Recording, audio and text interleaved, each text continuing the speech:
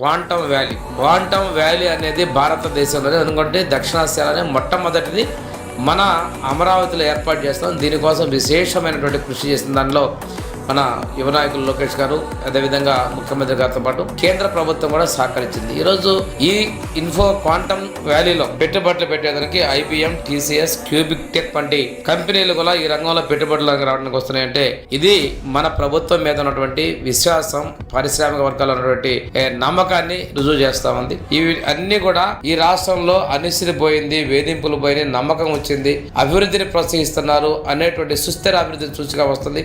దాంతో పాటు GSDP కూడా వృద్ధి రేటు మనం పుంజుకున్న విషయాన్ని మీకు ఒక రెండో త్రైమాసికంలోనే మనం ముఖ్యమంత్రిగా ప్రజెంట్ చేశారు. ఇవన్నీ కూడా ప్రజల్లో కూడా ఒక నమ్మకాన్ని కలిగిస్తున్నాయి. చుట్టుపక్కల ఉన్నటువంటి రాష్ట్రాల్లో కూడా ఆంధ్రప్రదేశ్ తో మనం పోటీ పడలేము అన్నటువంటి వాళ్ళకు ఒక అనుభూతి, అంటే అంత స్పీడ్ గా ఈ NDA ప్రభుత్వం ముందుకెళ్తుంది అనేటువంటిది కూడా కలిగిస్తా ఉన్నాయి. ఈరోజు పెట్టుబడులు కూడా పక్క రాష్ట్రాల నుంచి మన దగ్గరకు వస్తున్నాయి. గత ప్రభుత్వాలు ఇక్కడ మన రాష్ట్రంలో పారిశ్రామికవేత్తలు ఇక్కడ పెట్టుబడులు పెట్టకుండా పక్క దేశాలకు వెళ్ళిన ఉదాహరణ అమర్ రాజాతో పాటు గతంలో మీ వేధింపులు వెళ్ళిపోయినటువంటి సంస్థలు కూడా తిరిగి ఇక్కడ పెట్టుబడులు వస్తా ఉన్నాయి. ఇదంతా కూడాను గౌరవ ముఖ్యమంత్రి గారి మీద ఉన్నటువంటి నమ్మకం అని చెప్పేసి తెలియజేసుకుంటూ 18 నెలల కాలంలోనే 25 లక్షల కోట్ల పైగా మనం పెట్టుబడులు తీసుకురాగలిగామంటే ఈ ప్రభుత్వం ఎంత కృషితో, ఎంత పట్టుదలతో అధోగతిలో ఉన్నటువంటి ఆర్థికంగా ఇబ్బంది ఉన్నటువంటి ప్రాంతాన్ని దీన్ని అభివృద్ధి చేయడం చేస్తున్నది ఒకసారి గమనించుకోవాలి.